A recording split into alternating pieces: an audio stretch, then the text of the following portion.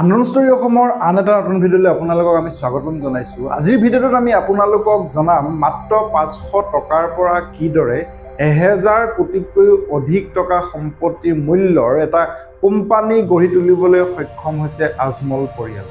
আপোনালোকে যদি প্ৰথমবাৰৰ কাৰণে আমাৰ ভিডিঅ' চাইছে অনুগ্ৰহ কৰি চেনেলটো ছাবস্ক্ৰাইব কৰি ল'ব আৰু আমাৰ ভিডিঅ'সমূহ চাই লাইক কমেণ্ট কৰিবলৈ নাপাহৰে। আপোনালোক সকলোৱে বদৰুদ্দিন আজমলৰ নাম শুনিছে। অসমৰ এগৰাকী তেওঁ ৰাজনীতিবিদ। 2005 চনত তেওঁ UDF নামেৰে এটা ৰাজনৈতিক দল গঠন কৰে আৰু তাৰ পিছতে অসমৰ ৰাইজে তেওঁক জানিবলৈ আৰম্ভ কৰে। কিন্তু 2005 চনত তেওঁ ৰাজনীতিৰ জগতত প্ৰৱেশ কৰাৰ পূৰ্বেই তেওঁ ভাৰতবৰ্ষৰ এজন আগশাৰীৰ ব্যৱসায়ীত পৰিণত হৈছিল। অৰ্থাৎ বদৰুদ্দিন আজমলৰ প্ৰাথমিক যিটো পৰিচয় হৈছে সেই পৰিচয় হৈছে এগৰাকী আগশাৰীৰ ব্যৱসায়ী। প্ৰশ্নটো হ'ল বদৰুদ্দিন আজমল যিগৰাকী অসমৰ বৰ্তমান এজন বিধায়ক, তেওঁ বিগত নিৰ্বাচনৰ সময়ছোৱাত তেওঁৰ যি সম্পত্তিৰ শপতনামা আছে তাত তেওঁ দেখুৱাইছে যে তেওঁ 226 কোটিতকৈও অধিক টকা মূল্যৰ তেওঁ গৰাকী। এই বৃহৎ পৰিমাণৰ ধন তেওঁ কিদৰে লাভ কৰিলে সেইটোৱে হৈছে ডাঙৰ প্ৰশ্ন। বদৰুদ্দিন আজমল কিদৰে ধনী হ'ল সেই বিষয়ে জানিবলৈ হ'লে আমি উভতি যাব লাগিব 1950 চনৰ দশকৰ সময়ছোৱালৈ। বদৰুদ্দিন আজমলৰ পিতৃৰ নাম আছিল আজমল আলী। 1923 চনত তেওঁ হোজাইৰ এখন গাঁৱত জন্মগ্ৰহণ কৰে। তেওঁ যি পৰিয়াল আছিল অৰ্থাৎ তেওঁ যি পিতৃ আছিলে তেওঁ অত্যন্ত দুখীয়া আছিলে, এগৰাকী খেতিয়ক আছিলে। তেওঁলোকৰ পৰিয়াল আৰ্থিকভাৱে অত্যন্ত জুৰুলা আছিলে। গতিকে আজমল আলীয়ে এই কথা উপলব্ধি কৰিছিলে যে কেৱল মাত্ৰ কৃষি কাৰ্যৰ ওপৰত নিৰ্ভৰ কৰি থাকিলেই তেওঁৰ পৰিয়াল আগবাঢ়িব নোৱাৰে।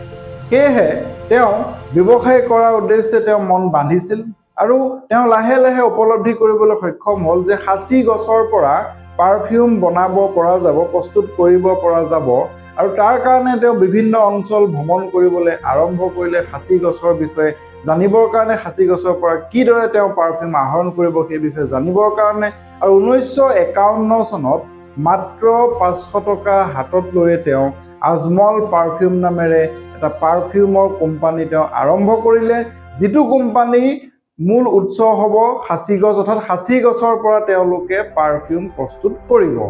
আজমল আলীয়ে যেতিয়া পাৰফিউমৰ জগতখনত প্ৰৱেশ কৰিলে তেওঁ এই কথা বুজিবলৈ সক্ষম হ'ল যে এই ব্যৱসায়ৰ মূল কেন্দ্ৰবিন্দু ভাৰতৰ ভিতৰত মুম্বাইত আৰু মুম্বাইলৈ ছৌদি আৰৱ, কুৱেইট আদিৰ পৰা বিভিন্ন ব্যক্তিয়ে এই পাৰফিউম ক্ৰয় কৰিবৰ কাৰণে মুম্বাইলৈ তেওঁলোক আহে। গতিকে তেওঁ মুম্বাইৰ বিভিন্ন ব্যক্তিৰ লগত যোগাযোগ স্থাপন কৰিলে, বন্ধুত্ব স্থাপন কৰিলে আৰু 1960ৰ দশকত আজমল আলীয়ে তেওঁ মুম্বাইলৈ সমগ্ৰ পৰিয়ালসহ তেওঁ প্ৰত্যাৱৰ্তন কৰিলে আৰু মুম্বাইৰ তেওঁ নাগদেৱী ষ্ট্ৰীট, মুম্বাইৰ তেওঁ আৰ্থাৰ ৰোড, মুম্বাইৰ Mahakali cave road, Mohammed Ali road আদিত তেওঁ আজমল পাৰফিউমৰ কেইবাখনো শ্ব'ৰুম তেওঁ স্থাপন কৰিলে। মুম্বাইত তেওঁ এটা এপাৰ্টমেণ্ট ল'লে আৰু তাৰ পৰা তেওঁ এতিয়া আজমল পাৰফিউমৰ তেওঁ ব্যৱসায় চম্ভালিবৰ কাৰণে তেওঁ আৰম্ভ কৰিলে। আজমল আলীয়ে পৰৱৰ্তী সময়ছোৱাত মুম্বাইত যেতিয়া তেওঁ স্থায়ীভাৱে তেওঁ ব্যৱসায় পাতনি মেলিলে তেওঁ এই কথা উপলব্ধি কৰিলে যে এই পাৰফিউমৰ অৰ্থাৎ সাঁচি গছৰ পৰা প্ৰস্তুত কৰা পাৰফিউমৰ ডাঙৰ বজাৰখন হৈছে পাৰস্য উপসাগৰীয় দেশসমূহ যেনে ওমান, কুৱেইট, সংযুক্ত আৰৱ আমিৰশ্বাহী, ছৌদি আৰৱ আদি দেশসমূহ। গতিকে তেওঁ মুম্বাইৰ পৰা পাৰফিউমৰ যি ব্যৱসায় সেই ব্যৱসায় তেওঁ এতিয়া এই ব্যৱসায় তেওঁ উপসাগৰীয় দেশসমূহলৈ সম্প্ৰসাৰণৰ কাৰণে তেওঁ প্ৰচেষ্টা আৰম্ভ কৰিলে।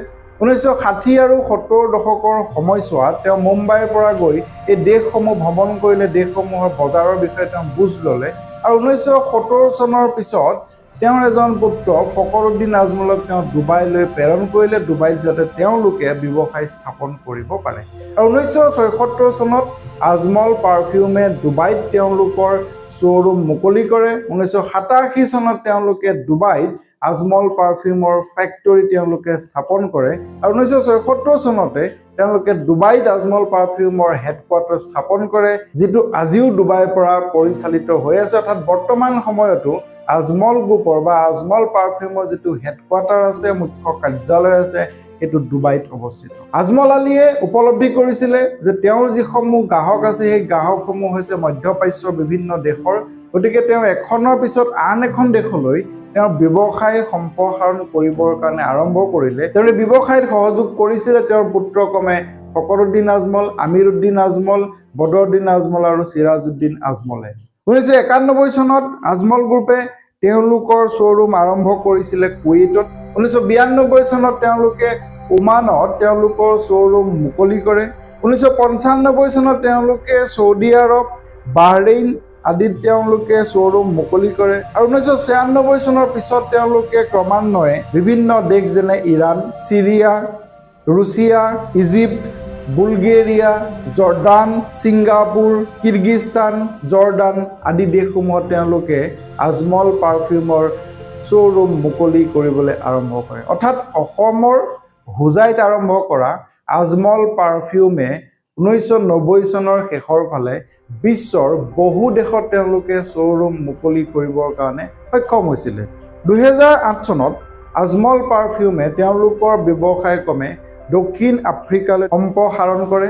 2008 চনত তেওঁলোকে ইউক্ৰেইনলৈ তেওঁলোকে সম্প্ৰসাৰণ কৰে আৰু পৰৱৰ্তী সময়ছোৱাত আজমল গ্ৰুপে তেওঁলোকৰ ব্যৱসায় আমেৰিকা যুক্তৰাষ্ট্ৰ আৰু ফ্ৰান্সৰ নিচিনা দেশলৈও তেওঁলোকে সম্প্ৰসাৰণ কৰিবলৈ সক্ষম হৈছিলে। 2005 চনত আজমল কোম্পানীয়ে আজমল এৰোমেটিক্স নামৰ আন এটা কোম্পানী তেওঁলোকে গঠন কৰে আৰু এই কোম্পানীটোৰ যোগেদি বিভিন্ন ধৰণে তেওঁলোকে কিছুমান তেল প্ৰস্তুত কৰিলে। উদাহৰণস্বৰূপে তেওঁলোকে লঙৰ পৰা তেল প্ৰস্তুত কৰে, চিত্ৰনলা প্ৰস্তুত কৰিবলৈ আৰম্ভ কৰে আৰু বিভিন্ন দেশলৈ তেওঁলোকে এইসমূহ সম্প্ৰসাৰণ কৰিবৰ কাৰণে তেওঁলোকে আৰম্ভ কৰে।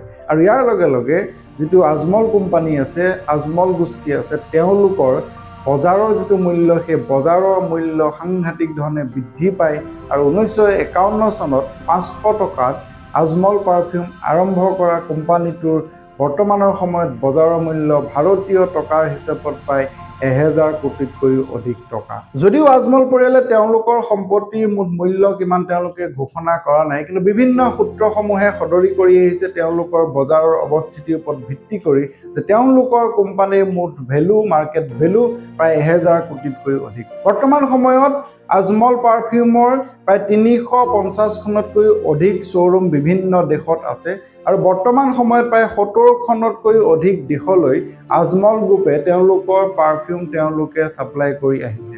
আজমল পাৰফিউমৰ অধীনত তেওঁলোকৰ প্ৰায় 300তকৈও অধিক ব্ৰেণ্ড আছে আৰু এই ব্ৰেণ্ডসমূহে বিশ্বৰ যিসমূহ পাৰফিউম প্ৰস্তুত কৰা কোম্পানী আছে সেইসমূহৰ মুঠতে 80টা কোম্পানীৰ ভিতৰত দ্বিতীয় স্থান দখল কৰিবৰ কাৰণে সক্ষম হৈছে। শেহতীয়াভাৱে শিৱসাগৰৰ তথা উজনি অসমৰ বানপানীত বদৰুদ্দিন আজমলে 2 কোটি টকা দান কৰা আপোনালোকে দেখিছে। গতিকে সেই 2 কোটি টকা তেওঁ যি দান কৰিছে সেয়া তেওঁলোকৰ আজমল গোষ্ঠীৰ তেওঁলোকৰ সমাজ কল্যাণৰ কাৰণে কৰা প্ৰচেষ্টাৰ অংশৰূপে তেওঁলোকে দান কৰিছে। আজমল গোষ্ঠীয়ে সমাজৰ বিশেষভাৱে পিছপৰাসকলৰ কাৰণে তেওঁলোকে চিকিৎসা তথা শিক্ষাৰ কাৰণে বিভিন্ন ধৰণে কাম কৰি আহিছে। অসম তথা ভাৰতবৰ্ষত তেওঁলোকে এই কাম কৰিছে আৰু আজমল ফাউণ্ডেশ্যনৰ যোগেদি তেওঁলোকে এই কাম কৰি আহিছে। বদৰুদ্দিন আজমলে উল্লেখ কৰা মতে তেওঁলোকৰ পৰিয়ালৰ বিভিন্ন সদস্যই 1950-60 দশকৰ সময়ছোৱাত কোনো ধৰণৰ চিকিৎসাৰ অবিহনে মৃত্যু ঘটিছিল। সেইকাৰণে তেওঁলোকে সমাজৰ দুখীয়া ব্যক্তিসকলৰ কল্যাণৰ কাৰণে তেওঁলোকে দান বৰঙণি আগবঢ়াই আহিছে। আজমল 40 নামৰ এটা তেওঁলোকৰ শৈক্ষিক যি গ্ৰুপ আছে তাৰ যোগেদি বিগত সময়ছোৱাত তেওঁলোকে নিট, JEE আদিৰ নিচিনা পৰীক্ষাত উত্তীৰ্ণ হ'বৰ কাৰণে শিক্ষাৰ্থীসকলক তেওঁলোকে প্ৰস্তুত কৰি তুলিছে, অৰ্থাৎ প্ৰশিক্ষণ তেওঁলোকে প্ৰদান কৰি আহিছে।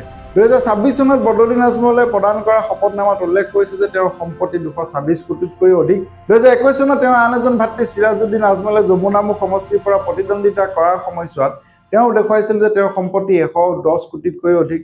তথা তেওঁৰ আন এজন পুত্ৰ আব্দুৰ ৰহিম আজমলে বিধানসভা নিৰ্বাচনত 2016 চনত প্ৰতিদ্বন্দ্বিতা কৰোঁতে সম্পত্তিৰ পৰিমাণ দেখুৱাইছিলে প্ৰায় 14 কোটিতকৈ অধিক। অৰ্থাৎ আজমল পৰিয়ালৰ 3জন সদস্যই বিধানসভা নিৰ্বাচন তথা লোকসভা নিৰ্বাচনত প্ৰতিদ্বন্দ্বিতা কৰোঁতে তেওঁলোকে দেখুৱাইছে যে তেওঁলোকৰ সম্পত্তি প্ৰায় 500 কোটিতকৈ অধিক।